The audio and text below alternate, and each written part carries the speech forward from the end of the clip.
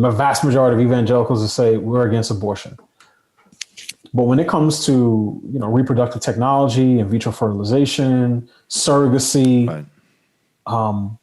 I think there's a lot of territory that's been left unexplored by the church. Absolutely. I Yeah. remember doing counseling with, a couple that they weren't actually a part of our church, but they were related to somebody who was part of our church, and 13 of their children are frozen. Wow. They took two and one split, so they ended up having triplets. But they better safe than sorry. Let's get a whole bunch of fertilized eggs in here.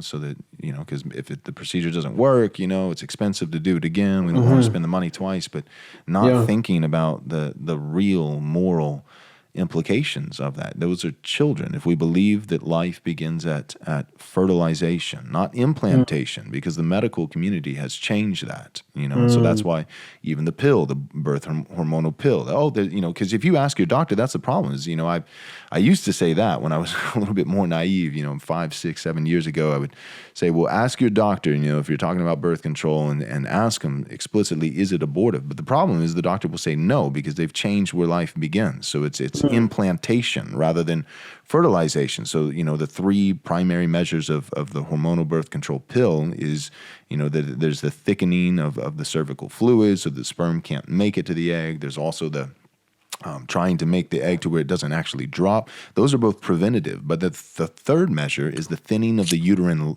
lining, so that if an egg is actually fertilized, it has an inhospitable habitat where it has no choice but to die.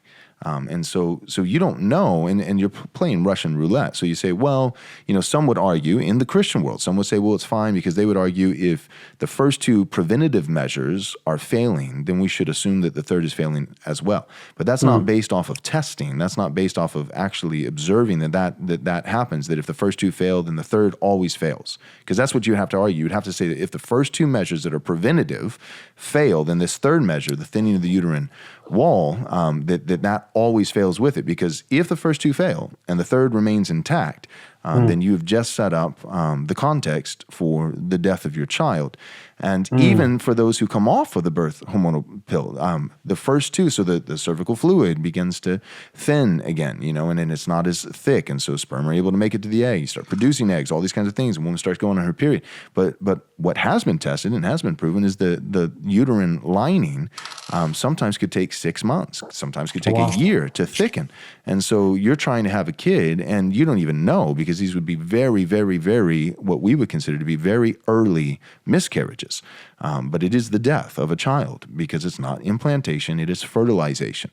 And so women and men leading them in that are killing their children. And these are good Christian couples even who just don't know. They have not been educated on these things. And that's to say nothing about what is, I always get mixed up, IED or IUD. What is it that goes in the arm? One of them is a bomb with soldiers, and one of them is IUD. Yeah, so the IUD. Sometimes I say IED, and they're like, "Joel, that is a bomb. That is not the same thing." Right. But it's the same kind of thing. It is abortive by nature if we believe that life begins at fertilization, and then certainly in vitro. There's the snowflake program that they have where you can adopt, the fertilized eggs that somebody doesn't want. And I've counseled couples in doing that, so some of these frozen children do get adopted, but many of them do not. Many of them stay frozen and eventually are either thrown out once they reach their expiration day. So it's just, but all those those are the kind of, so it's like, you shouldn't commit abortion.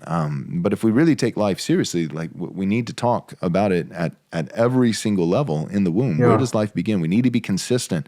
And you're right. That's part of the problem is Christians, we're not even consistent, but then it's kind of hypocritical. We get upset when people who never even profess to be a Christian are not consistent. Wait, real quick before you go, do me a favor. Subscribe to our YouTube channel.